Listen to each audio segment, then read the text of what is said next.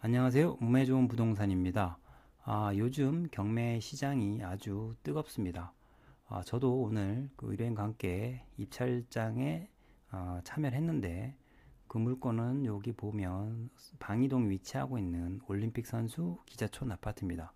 대단지고 재건축 이슈가 있는 물건인데 감정가 대비 116%에 낙찰이 되었고 거의 한 12명 정도 입찰에 참여했습니다. 그리고 오늘 또 같은 날 여기 문정동 아파트 올림픽 회밀리 타운 아파트도 거의 감정가의 127%에 낙찰이 됐고 상당히 많은 사람이 왔습니다. 그리고 한 달 전쯤에도 입찰에 참여를 했었는데 그때의 물건이 여기 잠실 우성 아파트 이 물건이었는데 물론 이 물건도 재건축 이슈가 있고 감정가 대비 125%에 낙찰이 되어서 아주 경매 시장이 뜨겁습니다. 토지 거래 허가가 다시 시행된 이후에 매매 시장은 좀 뜸하고 거래가 잘 없는데 경매는 지금 이렇게 낙찰이 아주 뜨겁게 되고 있습니다. 물론 이제 매매에 비해서 토지 거래 허가에 대한 지역이지만 실거주 요건과 그 다음에 자금 계획서 이런 부분에서 피해갈 수 있는 장점은 있지만 낙찰가를 보면 좀 사실 좀 너무 과한 게 아닌가라는 생각도 들지만 또 낙찰 받으신 분은 나름의 이유가 있을 거라 생각을 합니다. 오늘 제가 주제로 다룰 내용은 제 강의를 들었고 제 구독자이신 분이 거둔 성과에 대해서 말씀을 나눠보도록 하겠습니다. 어떤 사례인지 한번 보겠습니다. 사건 번호는 2022 타경의 279 사건입니다. 목동에 위치하고 있는 아파트이고 재건축 이슈가 있는 아파트입니다. 이 사례를 소개하는 이유는 결론부터 먼저 말씀을 드리면 입찰 보증금 8,200만 원 가량을 투자했고 2년 묵혔다가 시세 차익이 5억 정도 나는 결과를 이뤄냈기 때문에 말씀을 드립니다. 왜 어떻게 8,200만 원을 넣고 5억에 가까운 이익이 발생할 수 있는지 부분에 대해서 한번 천천히 살펴보도록 하겠습니다. 이 사건의 경과 과정을 한번 살펴보겠습니다. 입찰 일자가 23년 1월 28일입니다. 그리고 낙찰이 되었고 매각 허가 결정도 23년 1월 25일 날 이루어졌습니다. 그런데 대금 납부가 25년 4월에 이루어졌습니다. 그러니까 낙찰이 되고도 2년이 훨씬 지난 상태에서 납부를 하였습니다. 보통 낙찰이 되고 매각 허가가 나고 통상적으로 5주 정도 이내에 대금을 납부하지 않으면 재매각 절차를 진행합니다. 그런데 이 사안은 그렇게 진행이 되지 않고 2년이 지난 이후에 대금을 납부하게 되었습니다. 그 원인은 송달내역서를 보면 나타납니다. 23년 1월 31일 날 채무자가 집행중지 신청서를 제출합니다. 1월 31일이면 매각 허가 결정이 난 이후에 이 채무자가 집행중지 신청을 제출을 했다는 것입니다.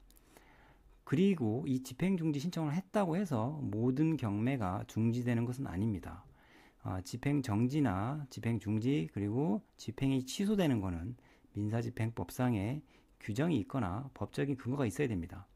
따라서 이 집행중지 신청이 들어왔는데 어떤 이유에서 들어왔는지를 한번 알아야 됩니다. 경매가 중지된 사유는 여기에 있습니다. 이 지금 송달 내역은 회생 사건에 관한 송달 내역이고 채무자는 경매가 진행 중인 와중에 이렇게 회생 신청을 하였고 회생 신청을 통해서 채권자들의 채권 추심 행위를 멈추게 합니다. 일단 먼저 포괄적 금지 명령이라든지 이런 중지 명령을 받아서 어떤 그 추심 절차를 일단 스탑시키는데 이렇게 중지 명령을 받아서 회생 재판부로부터 중지 명령을 받아서 이 중지 명령을 경매법원, 집행법원 쪽에다가 제출을 하게 되면 일단 진행 중인 경매가 스탑이 되게 됩니다. 목동 케이스는 매각 허가 결정이 나고 회생법원에서 중지 명령을 받은 사안이고 또 다른 케이스를 한번 설명을 드리면 제주도 사례 같은 경우에는 낙찰이 되고 여기 불허가가 표시가 되어 있습니다. 그런데 7월 19일 날 낙찰이 되고 여기 7월 23일 날 집행정지가 들어왔습니다.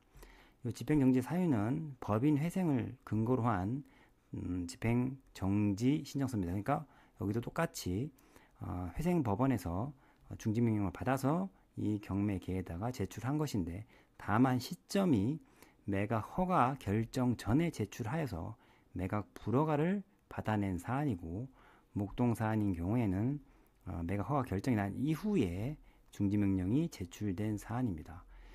따라서 이게 사실 이런 케이스에도 중지명령이 들어오면 매각 허가 결정을 좀 연기해 달라라고 요구하는 방법도 있습니다. 표로 한번 정리해 보도록 하겠습니다.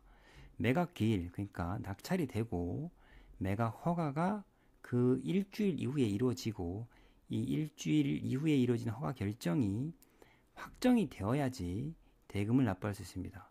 이 허가 결정이 확정되는 기간은 7일이고, 이 7일 이내에 항고가 들어오게 되면 확정이 이루어지지 않고, 그러면 대금도 납부할 수 없습니다. 그런데 지금 목동 사례인 경우에는 허가는 났고 확정이 되기 전, 그러니까 허가 결정 이후 확정 요 사이에 회생법원을 통해서 중지명령을 받아서 경매 집행정지를 신청했던 사안이고, 경매법원에서는 입찰 보증금을 돌려받을 것인지 문의를 하였으나 아니다, 그냥 입찰 보증금은 두고 기다리겠다, 이렇게 얘기해서 지금 2년 가까이 시간이 흐른 것입니다. 제주 사례 같은 경우에는 집행정지 신청이 여기 허가가 나기 전에, 허가 결정 전에 회생법원을 통해서 집행정지가 들어왔던 사안이고, 매각 불허가가 났던 사안입니다. 아까 말씀드린 것처럼 허가 결정을 좀 유예해달라고 요청하는 것도 방법입니다. 그러면 언제 대금을 납부할 수 있느냐? 회생 절차가 마무리가 되어야 합니다. 여기 보면 회생 절차가 이제 폐지가 되었다, 이렇게 표시가 됩니다. 종국. 회생 절차가 이제 종결됨에 따라서 경매 절차는 다시 진행이 되고, 매각 허가 결정이 확정이 되지 않았던 사안이 확정이 되면서 대금 지급 기한이 정해지게 되는 것입니다. 그런데 이 회생 절차가 종료가 되었는지 종료되지 않았는지는 경매법원에서는 알 수가 없습니다. 이게 그러면 어떻게 해서 경매법원에서는 알게 되었는지를 한번 살펴보겠습니다. 그 힌트는 이 경매 사건의 송달력을 보면 알 수 있는데, 여기 보면 중간에 근저당권자 채권자 변경 신고서를 제출하였다, 이런 내용이 나옵니다. 그러니까 이 목동 사례는 대부업체가 임의경매를 신청한 것입니다. 대부업체가 근저당권을 설정했다가 임의경매를 신청한 사안인데, 근저당권자라고 하는 것은 채권 최고액을 정해놓기 때문에 이자가 아무리 발생한다 하더라도 채권 최고액을 넘어서는 배당받는 순위에서 밀리기 때문에 시간이 길게 갈수록 손해가 발생합니다. 왜냐하면 이 대부업체는 통상적으로 저축은행이나 온전히 자기 자본으로 움직이는 게 아니라 저축은행이나 이런 데에서 대부를 빌려와서 그 이자보다 높은 이자를 책정을 해서 소비자들에게 대부를 해주는 것입니다. 그런데 시간이 지날수록 채권 체격을 넘어서는 부분에 대해서는 이자에 대한 이득을 얻지 못하기 때문에 오히려 그냥 저축은행 쪽에 자신들이 이자만 지급해야 되는 꼴입니다.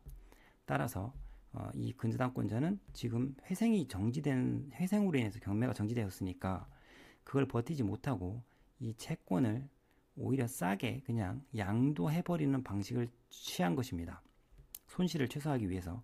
그래서 여기 보면 이제 채권자 변경 신고서가 제출이 되었고, 이 채권을 양수한 업체에서 저희 쪽에 이제 어떤 제안을 했는데, 낙찰자 지위를 넘겨라, 아니면 경매를 포기해라, 이런 식으로 제안을 왔었습니다. 네, 하지만 그 부분은 이제 다 무시하고 저희는 그냥 계속 진행하는 쪽으로 가닥을 잡았고, 그래서 지금 이제 회생 절차가 종료되었다라는 것을 그 집행법원에 알려준 것은 이 근저당권자가 서둘러서 빨리 경매를 마무리 짓기 위해서 자기네들이 경매법원에 회생 결정이 마무리되었으니 진행을 해달라라고 요청을 하였게 되어서 이 집행법원은 그 사실을 알고 진행한 것입니다. 25년 3월이 되어서 채권자가 경매 속행 신청서를 제출을 하였습니다. 그러니까 회생법원이 이제 회생 폐지 결정을 했으니 경매를 이제 빨리 진행해달라라고 요청을 한 것인데 그것만으로 이제 부족하니까 채권자가 회생법원에 회생 그 폐지 결정문을 이게 보정서로 제출을 하여서 다시 경매가 진행된 것입니다. 그래서 이제 낙찰자는 이제 잔금을 납부하였고 지금 상황인데 여러분이 이제 이해해야 되는 부분이 기본적으로 그러니까 경매는 채권자를 위한 절차고 회생 절차는 채무자를 위한 절차입니다. 그 두 절차가 상충되는 사례가 딱 요 목동 사례에 해당이 되고 경매는 기본적으로 누군가 이익을 보고 누군가 손해를 봅니다. 통상적으로는 채무자가 아무래도 싸게 매매보단 싸게 낙찰이 되기 때문에 채무자가 손해를 보고 낙찰자가 이득을 보는 구제로 되어 있지만 어떤 경우에는 낙찰자가 손해를 봅니다. 그러니까 권리 분석을 잘못했다든지 이렇게 했을 때에 입찰 보증금을 몰수당하면 그 몰수된 보증금은 채권자들에게 이익이 되고 채무자한테도 이익이 됩니다. 왜냐하면 아무래도 채무 탕감이 더 많이 되니까 배당자산에 포함되기 때문에 그래서 이 경매 절차에서는 누가 이득을 보고 누가 손해를 보는지 잘 판단해야 되는데 이 사례에서는 채권자도 이제 이렇게 시간이 지남에 따라서 손해가 발생을 한 것이고 저희 낙찰자 입장에서는 상당한 이익을 보게 된 거죠. 오히려 왜냐하면 입찰 보증금만 지금 법원에 납입한 상태에서 시간이 2년이 지남에 따라서 어떤 결과가 생겼냐면 목동 시세 변화입니다. 낙찰 시점이 23년 1월이니까 여기 22년 12월 실거래가 11억이 찍혀 있습니다. 낙찰가는 10억대이고 그러니까 거의 최저점에서 낙찰이 됐는데 입찰 보증금만 지금 넣은 상태로 2년이 지났습니다. 그리고 나서 그 동안에 이 시세가 계속 변동이 되어서 지금 15억 가까이 지금 가까이 올랐습니다. 그러니까 투자 금액이 8,200 정도 넣고 거의 2년 동안 5억에 해당하는 시세 차익을 누리게 된 것입니다. 물론 이제 입찰 보증금에 대해서 이자가 발생할 수 있느냐 부분이 논의될 수 있는데 이게 지금 확정이 되지 않고 납부 가능 상태가 아니었기 때문에 그 입찰 보증금에 대한 이자는 발생하지 않았습니다. 아무튼 이 2년이라는 시간이 결국에는 낙찰자에게는 레버리지가 된 것이고 이 2년이라는 시간이 채권자 입장에서는 오히려 손해만 발생하는 그런 구조가 된 것입니다. 채무자 입장에서는 이 2년이라는 시간이 어찌 보면 무상으로 그냥 2년 동안 그래도 살 수 있는 그 기간을 벌었다고도 볼 수 있습니다. 따라서 이 경매 사건을 너무 단순하게 보는 게 아니라 좀 이렇게 입체적으로 보는 것도 실력 향상에 도움이 될 것으로 보입니다. 오늘은 목동 사례를 통해서 이익을 본 지금 사안에 대해서 한번 설명을 해드렸고 나중에 이제 명도가 끝나면 인테리어를 마치고 바로 매도할 생각입니다. 왜냐하면 법인으로 취득했기 때문에 단기 양도에 대해서 양도세 부담은 발생하지 않습니다. 다만 취득세 부분이 12%를 납부를 한다 하지만 추가과세 20%, 법인세 10% 정도 고려하면 개인이 단기 거래하는 것보다는 훨씬 많은 이익을 가져갈 수 있습니다. 이런 사례도 있다라는 것을 한번 소개해 드렸고 또 재밌는 사례 가지고 찾아뵙겠습니다. 감사합니다. 몸에 좋은 부동산이었습니다.